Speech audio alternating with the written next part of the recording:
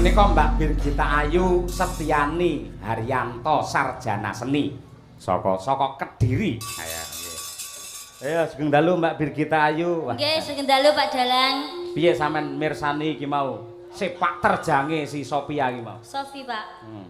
Kula niku iri, Pak, kali Sofi, Pak, sakjane, Pak. Iri piye? Lah Sofi mau apa jenenge parian jenengan sawer. Terus barno Sofi bawa jenengan sawer. Kula lho Pak pirang-pirang tahun derek jenengan lho Pak. Bawa derek nate jenengan sawer kula Pak. Tenan Pak, saestu nih Pak. Nyoh. 100 to? Nah. Susuk 80 nyoh. 20.000 no Pak. Lha mosok dipadakne kaya Sophie jenengan kaya bocah ki bocah ajaib sing tresnane piyai akeh ngono kuwi. Sesuk aku lek duwe anak Pak. Nol besar tak teloni wayangane jenengan Pak pisan Pak. Lah ngopo? Ya ben jenengan saweri ngoten niku Pak. Lha iki pacare gonta-ganti arep duwe anak ora. Kuwi pikiran sik ngono kuwi sampean iki ibarate wadah. Wong wedok iki wadah. Piye carane wadahmu kuwi resik terus aja nganti gampang diregeti karo nepsu ngono kuwi. Lek diregeti dadi anak ku angel ditata angel diatur. Sik to Pak, kula niku nggih gumun Pak, kok sampai sakniki niku umur kula niku 24. Berarti nek biasane wanita umur rata-rata menikah nek 24, 25 dan seterusnya nggih to Pak. Terus dan lain-lain. Lah ya aku gak nang rabi-rabi ki nyapa ngono lho Pak. Gumun aku iki. Iya. Pak. Kowe iki lek mau ngedol iki kelarangan. Lah kok kedidol lho. Loh, jenenge wong rabi iki ngedol mergo mesti ngangge mas kawin seperangkat alat salat. Tukune ngangge agama iki ngono kuwi. Oh iya Pak, lah aku syaratnya ku sing duwe sawah akeh Pak ngene Pak. Aja layak lah nang rabi-rabi. Wah, lah kuwi urung-urung wis matre kaya ngono kok ya nggih. Pak, apa? Kira-kira Pak Ismani duwe joko ora Pak? Pak Ismani kira-kira tasih duwe joko. Pak Ismani iki putrane loro. Sing dinikahke sing nomor 1, sing kedua ki ya TNI. Nah, Angkatan Laut. Cowok, Pak. Cowok. Cowok. Tenanan? Heeh. Kok jenengan ngertos? Lah aku wis jagongan karo panjenengane ya ngerti. Ning Pak Ismani paring dawuh mugi-mugi anak kula nomor kalih kantuk jodoh nggih Pak Dalang ampun ngantos kados sinden ngono kuwi.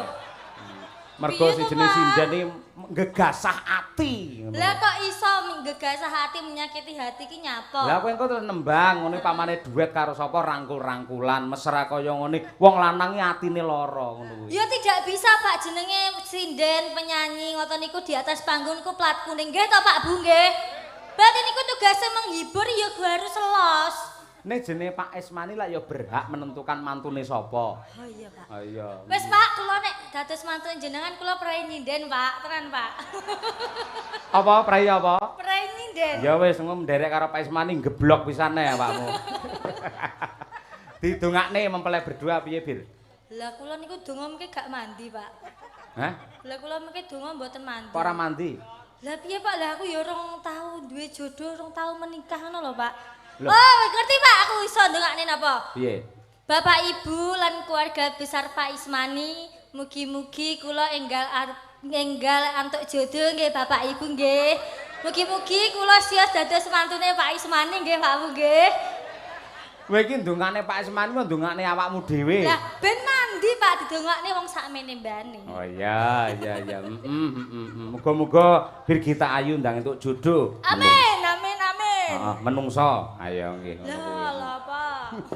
Iki lho Nduk Bir ana sing ngersake lali janjine. Iki fan berate jenengan lho iki. Lali janjine Mbak Birgita lho kaya ngene saking Pak Bogang. Pak Bogang, Pak Bogang yang mana? Niku sing Bogang napane, Pak? Lho. Sing ora le takoni ora iki. Lah menawane napa? Nah, kuwi Pak Mundut. Arep nakokne apane? Mboten. Kula niku sik mau lho Pak, sing 100 mau lho, sida apa ora? Sing 100 mau lho Pak. Jer Basuki mawa biya kowe nembang sik sing apik joget sing bergas, perkara 100 gampang ngono kuwi. Ya wis, nganu wis, parian wis ben entuk DPC, mudhun sopi entuk parian. Ora usah sing parian sing cilik-cilik ae. Ora wis gedhe ki parian apa arep ngenteni dhuwit mengko ae. Sik aku tak tekon penonton parian mboten Bapak Ibu? Mboten. Nggih. Ha iya malah meksa nggih. Dibawani ora Nduk iki janjine iki. Nggih lek bawa 100.000 lho, Pak. Mbak iki karo aku nyoh 100. Ya. Sawangan sesuk amplopmu sudah 100 wisan ayo. Wis lunas lho. Lunas iya. Wah salah manajemenku. Ayo wis. Apa bawane? Napa nggih, Pak? Wis mau Mas, dandan gulone. Apa ya, Pak? Ya wis, kangenku pangkur neh mawon. Ning sing kok beda ora apa-apa. Oke, Pak. Kangenku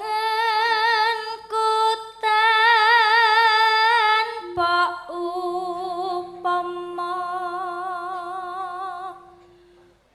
mung sliramu kang dadi telenging hati.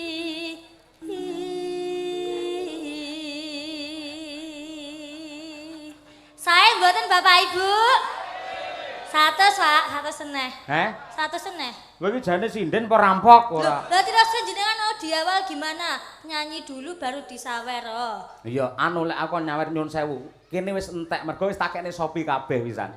Ya wis Pak, tak nyuwun calon mertuaku aja, Pak. Sapa? Pak Ismani. Aja ngisi-ngisini ora. Loh, Lah nyuwun Pak Ismani rumangsamu lek arep njaluk aku jalukno pisan ngono. wow. Wong edan malah ora. Was lawes sanggonku nunggu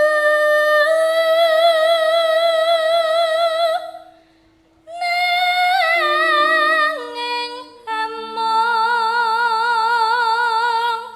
leledo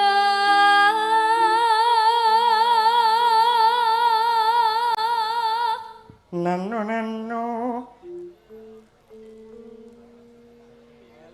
ngelingono. Oh, tarik neh 100 sing kene rapal no.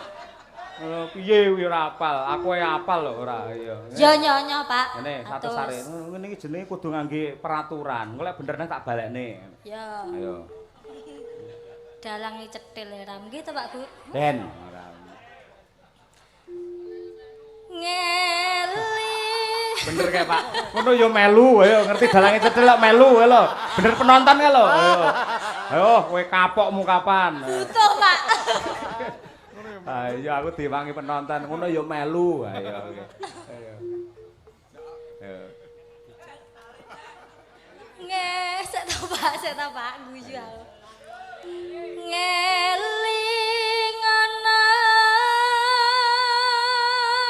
Nalikane roeng dalu. rikala jaman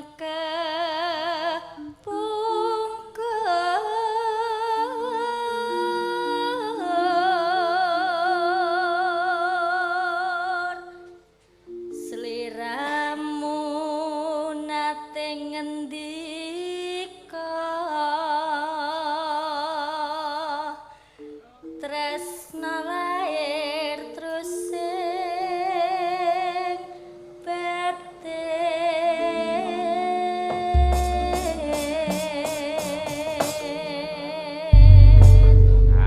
Jos, tak balekne neh nyo. Lho, kudune 2 kali lipat, Pak. Kowe iki jane sinden apa rentenir iso 2 kali lipat ora nggih. Terima kasih Pak Cahyo. Ya, padha-padha. Ayo nggih. Menika mangke dipun aturaken lali janjine ugi kula aturaken dumateng Bu Lurah Manjung, Barat. Ugi dumateng Pak Manto garapanipun Bu Lurah menika kepareng monitor sugeng laras Pak Manto mugi-mugi saged dados panglipur penggalih. Ya. Yo diaturake lali janjine bir kita ayu. Yo.